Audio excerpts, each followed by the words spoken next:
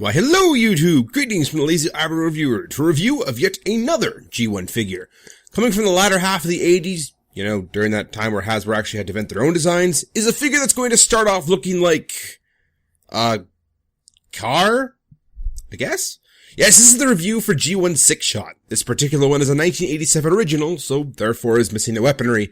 And no joke, this is one that my friend, formerly known as Faceless Joe, who shall just now be known from here on out as Jordan, saw someone throw out along with a collection of other high-end figures like ROTF Leader Class Prime, as well as a few others at his apartment complex. Honestly, everyone here on this channel is still blown away by this fact.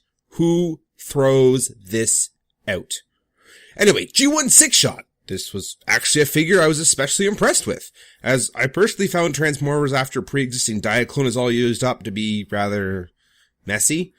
Nothing turned into really anything, and the excuse was, well, it's Cybertronian, doesn't need to look like anything. You see this lump? It's a Cybertronian car! You see this other lump? It has wings, so it's a Cybertronian plane! You don't know what alien tech looks like, so don't question her, okay? So, with those rumblings out of the way, let's cover Sixshot. This is his car mode. It doesn't look like a car, but it's Cybertronian. And since I've never been to Cybertron, who am I to question its car authenticity?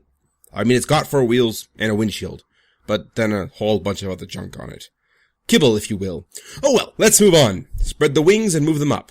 Close up the nose cone. On the bottom, open up the door panels. Rotate around the shoulder joints. Rotate up and around the purple chunk while simultaneously ignoring the MP Ratchet Hyperspanner I was using as a point of reference. My bad. Rotate the front wheel section 180 degrees.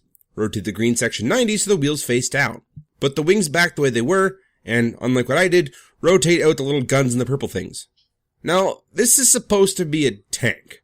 Does it look like a tank? No. It looks more like Drop Shot, and even that is stretching it. Personally, these are my 2 least favorite modes. They just look so rushed. Like, if we cast treads on it here, said the designers, we can call it a tank. It does the job, I suppose. I mean, again, I can't say I've ever been to Cybertron. I'm just a stupid moron that doesn't know any better. Alright, let's move on to territory that's a little more convincing. Rotate the purple bits all the way around. Flip the wings up, rotate the arms forward, spin the green bits and the forearms 90 degrees inward.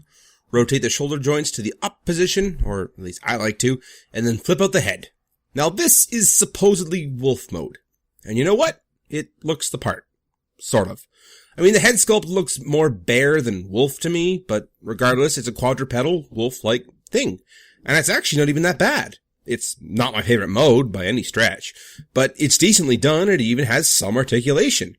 Aside from the arms, which we'll get into later, it actually has mouth articulation. On a G1 80s toy? That's awesome. Hey man, what's up? Alright then, on to the main core mode, the bot. Stand up on his hind legs, rotate the head back, rotate the arms down, slide up the forearms, open the wing, open the chest, flip up the head, close that up, and finally swing up the wings. And here we have G1 Sixshot bot mode. And I find this is a really interesting figure, because it mainly feels like they took this bot mode, which I must say looks stunning, and asked how many things could they feasibly jam this guy into. As for the bot mode itself, his stature kind of reminds me of G1 Blaster, where not a lot moved, but man, he didn't look like a solid robot. And since we're here, armorless Ultra Magnus. Alright, let's talk articulation. His legs, though technically fused, do have knee articulation. The arms rotate 360 degrees, the forearms rotate, and that's about it. Honestly, this is some intense articulation, especially for the G1 era, rivaled probably only by sound and shockwave respectively. As for other size comparisons, here he is next to Mastermind Creations Hexatron and Titan's Return Sixshot, one of which is getting a review next week, and the other whenever I get to it. Alright then, on to my favorite modes. Open the chest and put the head back in. Close the wings, extend the forearms, rotate the arms 180 degrees, rotate the wings down and peg them together, and pull out the trigger. On the feet, open the doors briefly, rotate the guns out, and put the doors back. And gun mode. This thing really gives off a shockwavy feel, and I'm kind of okay with it. It's a fun-looking space gun with a trigger to boot. I mean, it's a little oversized, yeah, but I don't mind. It especially helps that it doesn't look like any sort of real gun, so we can thankfully avoid that orange tip nonsense. All in all, it's a neat-looking gun. Alright, final mode. Put the guns away, but leave the doors open. Trigger away, rotate the purple bits in, close the nose cone, close them doors, fold the wings down, and then just admire the fact that this looks kind of funny. I mean, the only name I can think of right now is maybe calling it the Flying Pelican. Though, putting it back into car mode would be like... Flying car 2! Now with wings. Alright, back on the task at hand. Open the wings again, and Space Fighter. Honestly, this is such a slick-looking space fighter. I love the broad wings, the color scheme it all eventually comes together into, the cockpit, the side intakes. Given that it's the G1, I can kind of give it for some of the weird thruster arms it's got going on, as there's not really much you can do. I mean, you could try rotating the shoulder, but then junk starts banging into each other, and it ends up just being a big mess.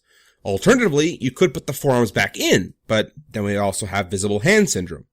Honestly, for what it is, a green and purple sextuple changer, this is one incredible feat of engineering for the 1987 engineers who were used to making alien space lumps. I don't care if it's nostalgia for you, it's just a lump with a windshield. He's an awesome character, but he can't transform into something cool if his life depended on it.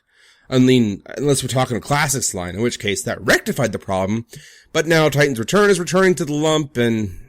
ugh, I don't know, I might get it. It's still a lump, but that's what he was, and so original posterity, and blah blah blah. Anyway, Sixshot is pretty awesome, with the modes I've ranked being shown from least to favorite. This has been the Lazy Eyebrow Reviewer.